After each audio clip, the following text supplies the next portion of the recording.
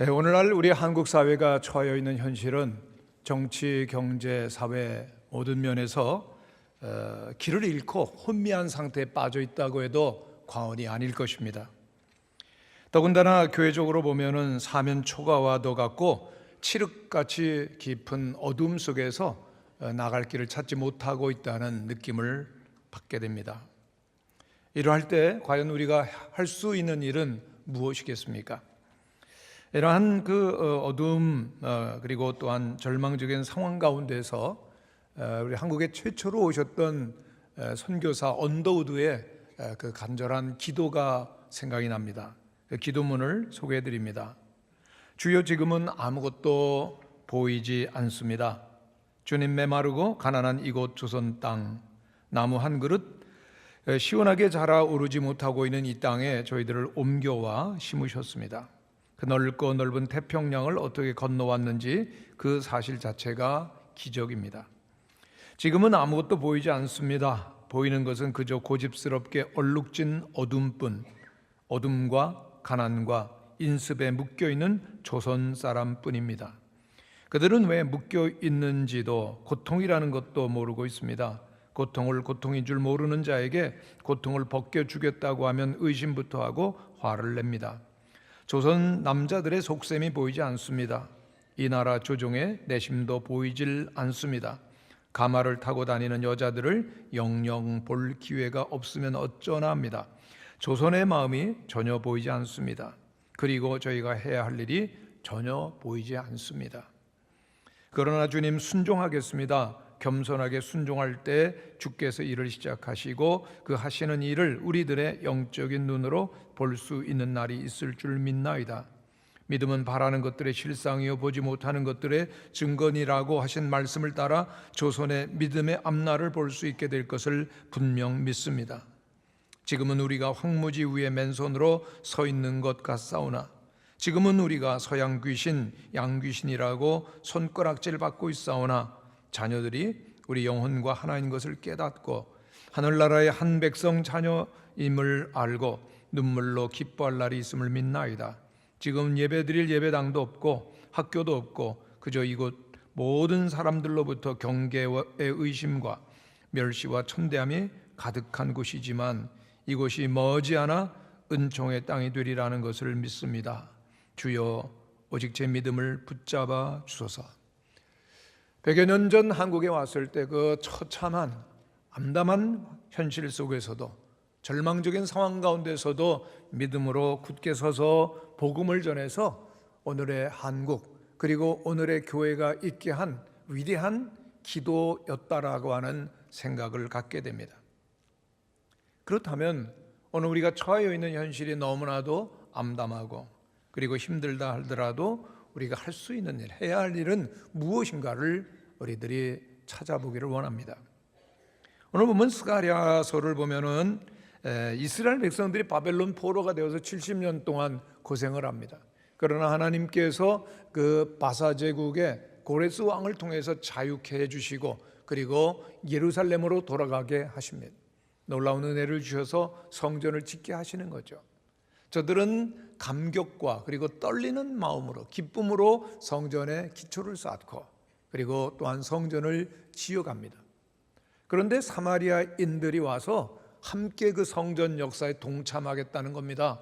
거룩한 하나님의 전을 짓는데 그 이방인들과 피를 섞은 혼혈족 사마리아인들이 함께 하겠다는 것 받아들일 수가 없어서 거부를 했는데 그때부터 사마리아인들은 전적으로 핍박을 하고 그리고 또한 방해를 하고 그리고 박해를 하게 됩니다. 결국 성전 건축은 중단되고 세월이 흘러서 무려 14년이라고 하는 시간이 지나게 됩니다. 유대인들은 이미 그 성전 건축 까마득하게 잊고 오직 그들의 삶의 여념이 없었습니다. 그런데 그때 하나님께서 학개 그리고 스가랴 선지자를 보내십니다. 성전 건축을 시작하라 하고 말씀하십니다.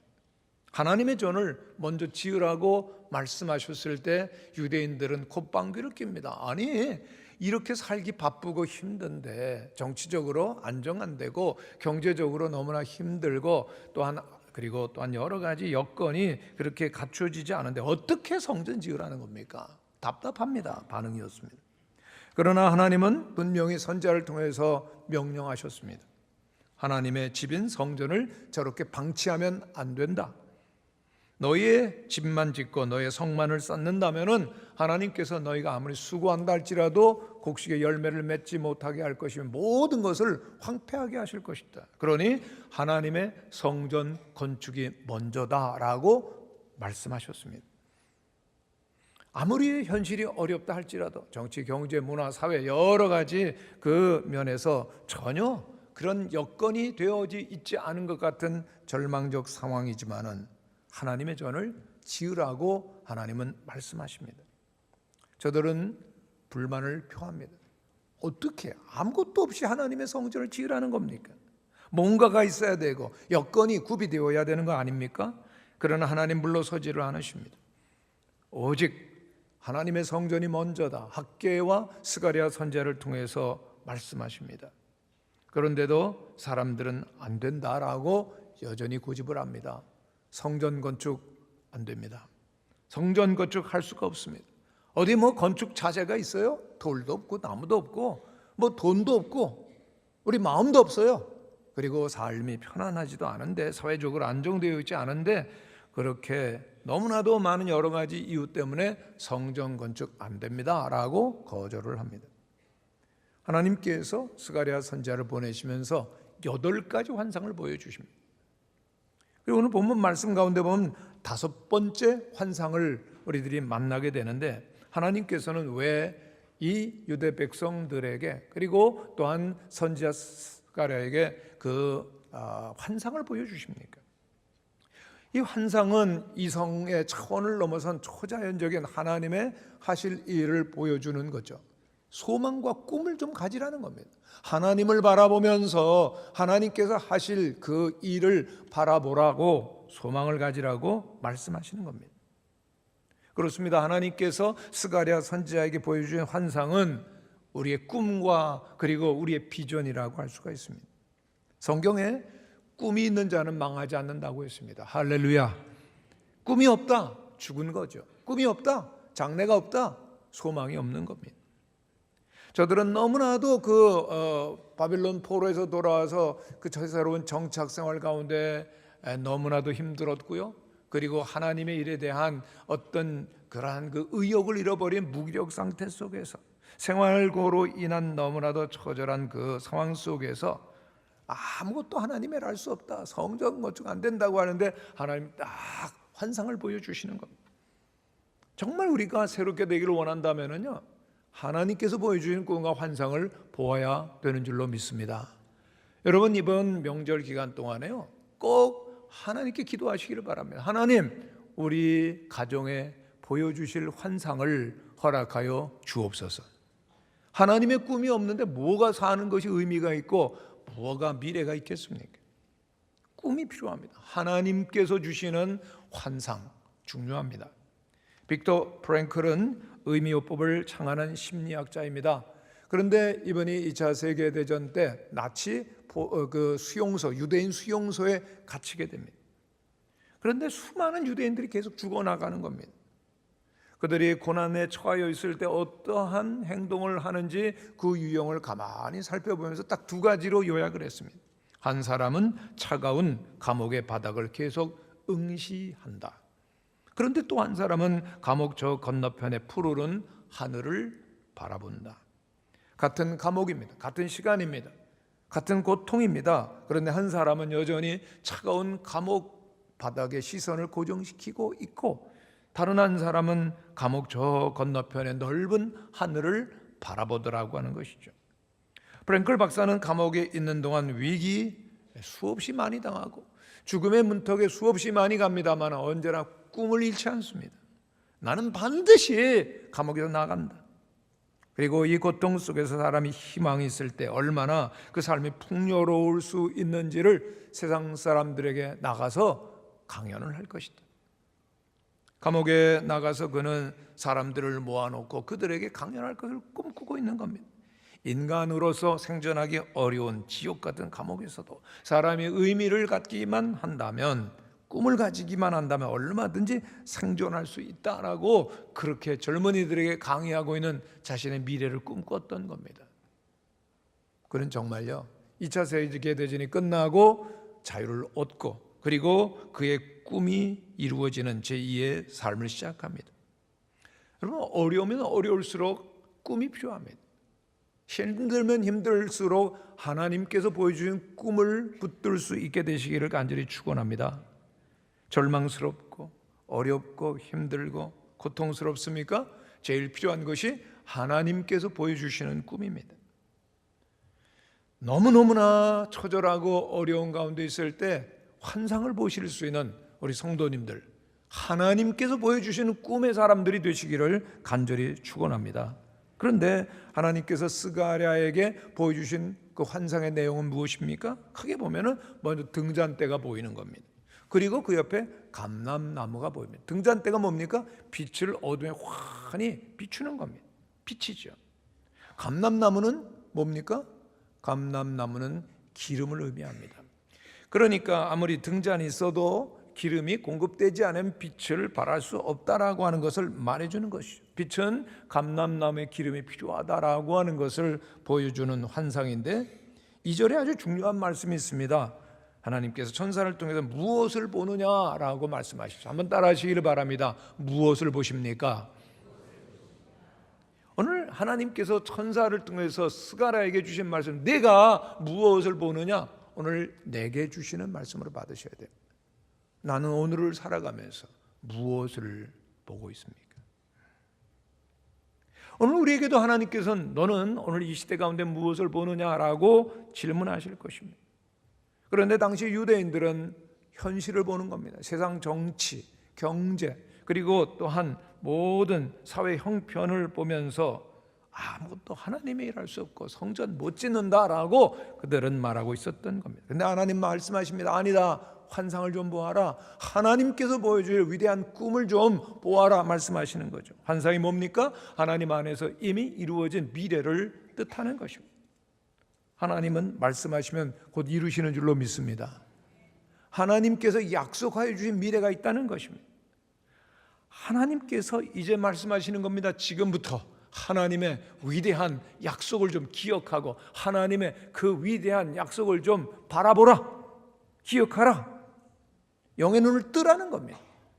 그리고 또한 하나님께서 이제 이루실 먼 미래와 약속을 보면서 무엇을 내가 할 것인지 그 결단을 촉구하고 계시는 겁니다. 스가랴가 보았던 환상을 조금 더 깊이 보면은 그가 보았던 것은 순금 등잔대였습니다. 등잔대가 먼저 있죠. 순금 등잔대가 있고 그 위에 기름 그 그릇이 있습니다. 그리고 그 위로 등잔이 7개가 있는데 그 등잔과 그리고 기름 그릇을 연결하는 관이 7개가 쭉 있는 겁니다. 이게 뭘까요? 성경에 보면은 순금 등잔은 항상 예수 그리스도를 의미하고 등잔대 위로 뻗쳐진 그 7관 그리고 또한 7촛대는 늘 하나님의 교회를 상징하고 있습니다. 사도 바울이 한 가지 환상을 요한계시록을 쓰면서 보게 되는데 우리 한번 같이 읽어보면 좋겠습니다. 같이 읽자. 시작. 내가 본 것은 내 오른손에 7별의 비밀과 또 7금 촛대라. 7별은 7교회 사자요 7촛대는 7교회니라. 구약시대에 있어서 7촛대 나오면 그건 하나님의 백성 이스라엘을 뜻하는데 신약으로 넘어오게 되어지면 그것은 교회의 상징, 하나님 백성들 상징인 것입니다. 교회가 뭘 하느냐? 촛대라는 거예요. 우리가 잘 아는 찬송가 이런 찬송이 있죠. 하나님의 진리 등대 길이 길이 빛나니 우리들도 등대되어 주의 사랑 비추세. 우리 작은 불을 켜서 험한 바다 비추세. 물에 빠져 헤매느니 건져내어 살리세. 캄캄하다고요? 어둡다고요? 그러니까 교회가 필요한 겁니다. 교회가 뭡니까? 등대라는 겁니다. 빛을 환히 발하라고 하는 겁니다. 예수님께서는 우리를 향하여서 너희는 세상의 빛이라고 말씀하셨습니다. 할렐루야. 왜냐하면 예수님 빛이시기 때문에. 성경은 말씀합니다. 예수께서 또 말씀하여 이르시되 나는 세상의 빛이니 나를 따르는 자는 어둠에 다니지 아니하고 세상의 빛을 얻으리라. 할렐루야. 여러분 예수님을 믿습니까? 예수님을 따르십니까? 예수님과 하나 되셨습니까? 그렇다면은 세상에 비치신 주님을 우리들은 드러내야 되는 것입니다. 환히 빛나는 그 순금 등대 빛과 그리고 또한 소망을 보여줍니다. 그런데 그 순금 등잔대에서 또 다른 것을 보게 되는데, 그 등잔대 옆에 두 감람나무가 있는데 하나는 그 그릇 기름 그릇 오른쪽에 있고 또 하나는 그 왼쪽에 있는 것을 보게 됩니다. 등잔대 옆에 감람나무가 있다라고 하는 것, 여러분, 감람나무에서 사람들은 뭘 짜냅니까? 가장 최고의 기름인 올리브유를 짜내는 거죠. 감람나무가 여기에서 의미하는 것은 등잔대가 계속해서 빛을 발하려고 하면은 기름을 계속 공급받아야 함을 말해주는 것입니다. 그렇습니다. 감람나무는 지속적인 공급의 원천 의미하는 것입니다. 순금 등잔대가 있습니다. 감람나무가 있습니다. 빛을 발해야 되고 또 하나님께는 빛을 발할 수 있도록 계속해서 기름을 공급해 주시겠다. 하나님께서 하나님의 백성들을 지키시고 저들의 신앙을 회복시키시고 하나님의 전을 짓도록 하는 일 하나님이 하신다라고 하는 겁니다. 믿습니까? 이 세상의 빛을 발하도록 하나님 계획하시고 우리를 쓰시려고 할 때 우리는 아멘하고 우리를 바치면 하나님 공급하신다라고 하는 겁니다. 그렇습니다. 우리들이 하나님의 일을 하고 싶어요. 하나님의 일을 수행할 수 있는 능력과 힘은 하나님께로부터 오는 줄로 믿습니다. OMF의 전신인 중국 내지 선교의 창립자인 허드슨 테일러 선교사는 수많은 고난이 있었습니다. 그런데도 늘 믿음으로 밝고 그리고 또한 그 기쁨으로 감사함으로 지냈습니다. 그런 동료들에게 늘 이렇게 얘기를 합니다. 하나님이 기뻐하시는 하나님의 일에 하나님의 공급이 부족한 적은 결코 없습니다. 하나님의 일을 하겠다는데 하나님께 왜 공급해 주지 않으시냐라고 하는 것입니다. 오늘 우리가 하나님의 일을 하려고 하면 하나님께서 우리를 지키시고요, 우리를 도우시고 우리를 책임져 주시고 우리를 인도하셔서 그 일을 이루게 하실 것을 믿는 성도들이 되시기를 바랍니다. 성전 건축 하나님이 명하셨으면 하나님께서 또 그 모든 것들이 이루도록 하나님께서 공급하시고 일하시도록 능력도 주신다는 겁니다. 그래서 성전 건축을 꿈꾸고 바라보게 하시고 그리고 주님께서는 순금 등대와 그리고 또한 감람나무의 환상을 보여주시는 겁니다. 그런데 성전 짓는다는 게 뭡니까? 건물 짓는 것으로 끝나는 게 아닙니다. 이 성전 가운데서 하나님의 그 영광스러운 그 역사하심이 계속 이루어집니다. 성전은 이 땅에 우리를 구원하여 오시기 위해서 십자가를 지신 예수 그리스도를 상징하죠. 온 인류가 죄 가운데 있었을 때 하나님께서 예수 그리스도를 보내주시고 십자가에 못 박히심으로 말미암은 모든 죄를 다 사해 주시고 우리를 구원하셔요. 구원받은 하나님의 백성들이 거룩하신 하나님의 전에 나가서 하나님을 예배합니다. 할렐루야. 하나님께서는 영광을 받으시고 큰 은혜를 주시고 생명력을 공급해 주셔서 온 땅에 빛을 발하며 생명을 전하며 하나님의 나라를 이루어드리는 영광스러운 비전인 것입니다. 그렇습니다. 하나님은 세상을 창조하셨습니다. 하나님은 세상을 구원하십니다. 하나님은 영원한 천국을 예비하십니다. 할렐루야. 반드시 영광 받으실 하나님. 그렇기 때문에 하나님께서 유대 민족들에게 아무리 어렵고 힘들어도 먼저 하나님의 전을 지으라고 말씀하셨던 겁니다. 그런데 오늘날 세상은 거꾸로 가고 있어요. 날로 악해집니다. 날로 하나님을 거부합니다. 하나님의 교회 기독교를 얼마나 박해하고 잔해하려고 회파하려고 세상은 광분하고 있습니다. 그럼에도 하나님 말씀하시는 거 아니다. 그래도 실망하고 중단하지 말고 포기하지 말고 하나님의 교회를 세워가라. 할렐루야.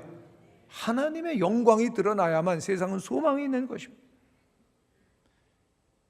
예수는 역사다라고 하는 영화가 아주 잔잔한 감동을 주면서 많은 분들에게 보여주고 있는데요.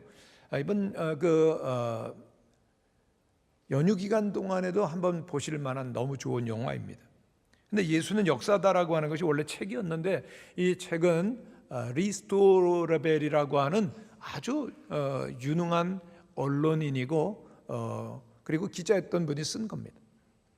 근데 이분은 자기의 그 직업처럼 아주 의심이 많은 사람이었고 교회에 대해서는 엄청나게 적대적이고 무신론자였습니다.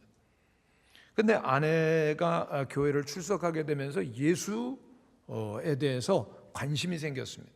근데 기자답게 철저하게 추적해 가는 겁니다. 그래서 2년 동안을 추적하고 예수는 하나님의 아들이시구나 결론을 내리고 예수를 믿게 되죠. 근데 리스토로벨의 책 가운데 보면 이런 예가 나오는데, 로버트라고 하는 사람이에요.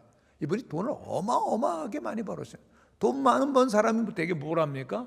믿음이 없는 사람, 이 사람은 술과 여자에 푹 빠져가지고 지내는 겁니다. 또 막 폭력을 휘두르다가 감옥도 들락날락한 사람인데, 이 사람이 한참 잘 나갈 때는 전용기가 2대나 있었습니다. 여러분들은 안 놀라시는 게 특징이죠. 전용기 자기 자가용 비행기가 2대였다는 겁니다. 여러분 표정이 자가용 비행기에 다 갖는 건데 뭐 이런 것 같아요. 놀랬습니다. 그런데 하루는 그 2대 비행기를 다 한꺼번에 뛰라고 그렇게 그 지시를 내렸어요. 이유가 뭐냐? 자기 비행기를 타고 그리고 또한 차창 바깥으로 그 샴페인을 들면서 자기 비행기가 옆에 지나가는 걸 보면서 그 꼬리에 자기 이름이 쓰여져 있거든요. 그 자기 이름 보려고 철저하게 자도치병에 빠진 분이었습니다. 그리고 예수를 믿는 사람들을 깔보고 놀리듯이 하나님 계명 어기는 일을 취미로 삼았는데 그렇게 65세까지 그렇게 살았습니다. 하나님께 대해 반역을 일삼고 오직 자기 자신이라고 하는 신을 섬기면서 살았던 그였습니다. 그런데 어느 날 플로리다주 해변을 거니다가 정말 희한한 경험을 하게 됩니다. 큰 소리도 아니었고요, 내면에 은은하게 퍼지는 하나님의 음성을 들은 겁니다. 로버트, 내가 너를 몇 번이나 구해줬는 줄 아느냐? 이제 그만 내 아들 예수를 통해서 내게로 오너라. 너무 충격을 받은 거예요. 이게 웬일이냐? 교회를 다니는 친구에게 수소문해서 책을 읽기 시작하는데 리스토로벨의 예수는 역사다라고 하는 책을 읽게 됩니다. 가족도 열심히 기도하고 그 성령께서 그의 마음을 어루만지시는데 그는 이렇게 고백을 합니다. 갑자기 예수님이 믿어졌어요. 무릎을 꿇고 하나님께 저를 꼭 붙들고 절대 놓지 말아달라는 기도를 했습니다. 성령께서 그의 심령 가운데 놀라운 변화를 일으키는데 그 냉랭했었던 마음이 다 녹아지고 이기적인 삶의 태도가 완전히 바뀌고 삶의 우선순위가 다 바뀌는 겁니다. 하나님을 위해 살아야 되겠구나. 그리고 이분이 세례를 교회에 나와서 받게 되는데 그 받는 날 간증을 목사님이 시켰어요. 근데 그 성전에 모였던 수많은 사람들이 다 눈물을 흘리고 감동을 받는데 목사님 보니까 너무나 그 간증 자체가 이미 설교였기 때문에 그 성도들에게 오늘 성도들 가운데서 예수 믿고 세례 받을 분을 나오세요 그랬더니요, 우르르 나오기 시작하는데 1명, 10명, 50명, 100명, 진짜 안 놀라시네요. 그리고 나중에 700명까지 나온 거예요. 리스토로벨을 그 다음 이 로버트라고 하는 사람이 찾습니다. 그리고 교제를 깊이 하는데 이런 고백을 하는 거예요. 저는 한이 있는데 예수님 더 빨리 영접지 않은 것이 제가 큰 한이에요. 그리고 하나님 위해서 하고 싶은 일이 너무너무 많아요 그랬어요. 그런데 이분이 오랫동안 폐질환을 앓았습니다. 얼마 되지 않아서 세상을 그만 떠나게 되는데 그는 죽기 전에 온 세상 사람들이 다 볼 수 있도록 다음과 같은 그러한 말을 묘비에 새겨달라고 부탁을 합니다. 뭐였을까요? 딱 한마디입니다. 예수 그리스도를 믿다. 여러분, 예수를 믿는 것 하나님의 선물입니다. 여러분, 우리들이 어떠한 인간의 지성과 의지와 노력으로 믿을 수 있습니까? 믿음은 선물입니다. 하나님께서 우리에게 가장 귀하게 보이시는 것이 믿음입니다. 믿음이야말로 불가능을 가능케 하는 힘이죠. 오늘 우리들에게 가장 귀한 보배가 있다면 하나님이 주신 믿음입니다. 그래서 성경에 보면 믿음이 없으면 하나님을 기쁘시게 하지 못하느니라고 말씀합니다. 하나님은 누구를 기뻐하시는가? 하나님 믿어드리는 자입니다. 그리고 그 하나님을 믿는 자를 통해서 역사하시는 겁니다. 그러므로 아무리 어렵고 힘들고 절망적이고 암담하다 할지라도 하나님을 믿는 성도들이 되시면 하나님께서 기뻐하시고 하나님이 함께 하시고 하나님께 새 일을 이루어 주실 줄로 믿습니다. 성경 말씀합니다. 믿는 자에게는 능치 못할 일이 없느니라. 이제 주님께서는 스가랴에게 분명히 말씀하십니다. 스가랴, 힘으로도 되지 아니하며 능력으로 되지 아니하며 오직 나의 영으로 되느니라. 하나님의 영으로 하나님의 일이 가능한 겁니다. 하나님께만 길이 있고 능력이 있고 생명이 있습니다. 성경은 분명히 선포합니다. 힘으로 능력으로 안 된다. 오직 하나님의 영으로 하나님이 하신다는 겁니다. 하나님의 성령이 무엇을 하십니까? 우리로 하여금 말씀을 깨닫게 하시고 믿게 하시는 겁니다. 예수 그리스도를 통해서 우리들이 구원받을 수 있는 주님의 구속을 믿게 하며, 그리고 우리들이 하나님의 자녀인 것을 확증하게 하는 것 성령이 하시는 것입니다. 그렇습니다. 오직 하나님의 영만이 진리의 영이십니다. 하나님의 영이 우리 가운데 오게 되어질 때 하나님께서 행하실 모든 일들이 다 알게 돼요. 와, 하나님께서 하시는 거예요. 아무리 재능과 능력과 재물이 있어도 여러분 믿을 수 없습니다. 성경은 안 된다. 사람은 안 된다. 역사도 안 된다. 지식도 안 된다. 오직 하나님의 신으로 되는 것입니다. 그러므로 하나님을 만나서 우리의 영혼이 새롭게 되어야 되는 것입니다. 하나님이 우리와 함께 하실 때 하나님의 사랑을 받아들이고 사랑하게 되어지고 온유하게 되고 겸손하게 되고 자유하게 되어지고 기쁨이 충만하게 되어지고 새로운 하나님의 일을 하는 주님의 백성이 되는 줄로 믿습니다. 하나님이 함께 하실, 우리들이 잘 아는 예수님의 수제자 베드로 어땠어요? 예수님 3년이나 따라다니면서 많은 일을 보고 많이 배우고 많이 경험했습니다. 그러나 그는 예수님께서 부활하셨을 때 예수님의 일을 한 게 아니라 고향으로 물고기 잡으러 가겠다고 그랬어요. 왜요? 3년이나 예수님 따라다니는데 그가 한 일은 고작 예수님 배반한 일, 나는 예수님의 제자, 예수님의 증인, 사도 될 수 없다 생각하고서 고향으로 돌아가려고 했지만은, 그러나 성령께서 그에게 임하시니까 그는 초대교회를 세우고 그리고 하나님의 나라를 이루는 위대한 주님의 사람이 되었습니다. 그의 놀라운 능력이, 그의 놀라운 그 역사가 어떻게 가능했습니까? 지능과 그리고 권력과 지식이 아니었습니다. 오직 하나님의 영으로 말미암아 가능한 것입니다. 그러므로 오늘 우리들에게 무엇이 필요하냐? 하나님이 우리와 함께 하셔야 되는 줄로 믿습니다. 아니, 하나님 늘 우리와 함께 하시기 때문에 우리 편에서 말씀드린다면 우리가 하나님과 함께 해야 됩니다. 아멘. 한번 따라 하시기를 바랍니다. 내가 하나님과 함께 해야 됩니다. 여러분, 하나님과 함께 하시기를 축원합니다. 하나님이 여러분의 전부가 되시기를 축원합니다. 어떤 성도가 이야기를 들었어요. 천국에서는 억만 년도 1초다. 그리고 1000억 원도 1원에 불과하다. 여러분 이해가 되십니까? 그래서 그가 하나님께 기도를 시작합니다. 하나님, 저 천국에서는 억만 년도 1초고 1천억 원도 1원이라는데 저 1원만 주세요. 그랬어요. 일단 하나님께서 응답을 하시는데 그래? 그러면 1초만 기다려라. 그러셨답니다. 천국에서 1초면은 억만 년 기다려야 되는 겁니다. 저는 그 이야기를 들으면서 이야, 이 사람 참 머리가 나쁘다. 하나님께는 천국에서는 억만 년도 1초고 그리고 또한 그 1000억 원도 1원이라면은 천국에 있어야지. 하나님이 함께 하셔야 되지. 영원하신 하나님과 함께하면 그 모든 것들이 다 따라오는 건데, 이야, 정말 잘못 구했구나. 성도 여러분, 우리들이 하나님 앞에서 무엇을 구하는지 정말 잘 알아야 됩니다. 우리 인생에 있어서 가장 큰 숙제는요, 인생을 전체적으로 볼 수 있는 넓은 시각을 가지고 인생의 큰 그림을 보아야 되는 겁니다.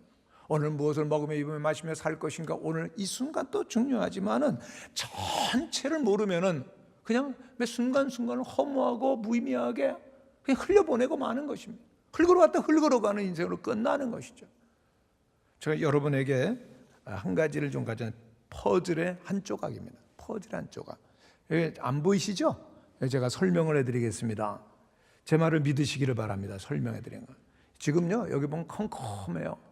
그런데 밑에 보도 블록이 있고 여기 한 10명 정도 사람이 있고 뒤에는 숲이 있고 그리고 또한 자동차들이 여러 대가 있습니다. 도대체 이 글이 이 퍼즐이 무슨 의미가 있겠어요? 앞만 봐도요, 이게 사람은 있고 땅은 있고 숲은 있는데 이게 뭘까? 답이 안 나오는 겁니다. 야, 인생 허무한 거야. 인생 우연히 존재하는 거야. 흙으로 왔다 흙으로 돌아가는 거야. 멋대로 살다가 가는 거지. 뭐 이렇게 해석한다 할지라도 과히 틀리지 않을 거예요. 왜요? 큰 그림을 못 보니까. 근데 하나님께서 우리에게 큰 그림을, 파노라마를 쫙 보여주시면은 이게 뭔지가 알려지는 겁니다. 제가 그래서 큰 그림을 이제 완성해서 보여드립니다. 아이고, 제가 이 큰 이 멋있죠? 우와 하시기를 좀 바랍니다. 예. 이거는요, 요 조각이에요, 조각. 예. 여기 있는 사람들, 어둠에 있는 이 사람들, 보드블록 한쪽에서 하나님께서 성전 지으라 그러니까 뭐야? 안 돼. 바쁜데. 그러나 하나님의 큰 그림을 보면은 청년, 미래 세대를 위하여 기도로 건축하자. 할렐루야. 하나님께서는요, 온 천지 만물을 지으시고 타락한 인생을 위하여서 그리스도 예수를 보여주시고 성전을 지으시며 큰 빛을 온 세상에 발하라고 오늘 우리를 하나님의 자녀로 부르시고 우리와 함께하여 주시는 줄로 믿습니다. 이게 안 보이면은 그냥 뭐 오늘 한순간 오늘 세상의 명예, 권력, 쾌락을 위해서 온 시간을 다 쏟아버리고도 만족할 수 없고 흙으로 왔다 흙으로 돌아가는 겁니다. 하나님께서 우리에게 신령한 눈을 열어주실 때 하나님의 큰 그림 파노라마가 보이는 줄로 믿습니다. 하나님의 성전을 지으라, 예수 그리스도의 복음을 전하라, 그리고 영원한 교회와 천국을 보여주시는데 우리의 눈을 떠야 될 것입니다. 즉 우리 그리스도인들은 영에 속한 사람이 되어야 된다는 얘기입니다. 영에 속한 사람이 될 때 성령이 우리들 가운데 임하게 되어질 때 진리의 생수의 강이 콜콜콜콜 흐르면서 하나님께서 온 세상 가운데 지금 역사 속에서 무엇을 하시는지가 보게 되면서 막 꿈이 생기고 벅찬 그의 그 마음 속에서 소망을 갖게 되어지는 거예요. 삶의 스타일이 달라지고 이웃을 사랑하고 그 어떠한 고난도 이길 수 있는 힘이 주어지는 것입니다. 성령이 함께할 때. 그러므로 우리들이 이 성령을 간절히 사모해야 되는 것입니다. 간절히 성령을 사모하는 자에게 충만히 주신다고 그랬어요. 우리는 더 이상 사람이나 물질이나 세상을 의지할 것이 아니라 성령으로 살아야 되는 것입니다. 그리스도 영으로 살아야 될 것입니다. 주님의 은혜를 사모해야 될 것입니다. 여러분 초대교회 성도들이 그 열흘 동안 전념해서 하나님의 성전에서 기도했을 때 저들은 능력을 받고 성령으로 충만하며 그리고 하나님의 영으로 이 교회를 온 땅에 세우는 놀라운 일이 시작된 것 아닙니까? 여러분 뭐 가만히 있다가 하나님의 영을 받았더라 그런 기록은 성경에 없습니다. 사모하지도 않았는데 갑자기 받았더라, 안 그렇습니다. 이사야 44장 3절입니다. 대저 내가 가란 자에게 물을 주며 마른 땅에 시내가 흐르게 하며 나의 영을 내 자손에게 나의 복을 내 후손에게 내리리라. 아멘이십니까? 우리 다음 성경 구절도 한번 읽어보겠습니다. 에레미야에 있는 말씀 시작. 너희가 전심으로 나를 찾고 찾으면 나를 만나리라. 오늘 우리를 새롭게 고치실 수 있는 분 오직 한 분, 하나님의 성령이십니다. 그러므로 간절한 기도 가운데서 하나님의 영으로 충만하시고 하나님께 여러분들을 써시는 놀라운 은혜가 삶이 시작되시기를 간절히 축원합니다. 너는 에레미야 29장 12절 13절 말씀을 우리가 한번 전체적으로 같이 읽겠습니다. 시작. 너희는 내게 부르짖으며 와서 내게 기도하면 내가 너희를 들을 것이요 너희가 전심으로 나를 찾고 찾으면 나를 만나리라. 아멘. 오늘 우리가 살아가야 될 앞으로의 세상이 너무나도 혼란과 그리고 공허와 어둠으로 그리고 악으로 둘러싸여 있습니다. 오늘 우리들이 살 길이 어디 있습니까? 성경은 말씀합니다. 오직 나의 영으로 되느니라. 그러므로 우리들이 힘써 기도해야 될 것입니다. 힘써 하나님을 사모해야 될 것입니다. 그럴 때 하나님께서 우리들에게 새로운 환상을 보여주시며 그리고 하나님의 능력으로 충만하게 하시고 하나님의 일에 쓰임을 받는 주님의 도구가 되게 하실 줄로 믿습니다. 다시 한번 하나님을 향한 꿈을 회복하시고 주님을 사모하시고 주의 영으로 충만해서 여러분의 심령이, 여러분의 가정이, 직장이, 그리고 하나님의 교회와 온 세상이 새로워지는 새로운 역사를 향한 하나님의 사람이 되시기를 간절히 축원합니다.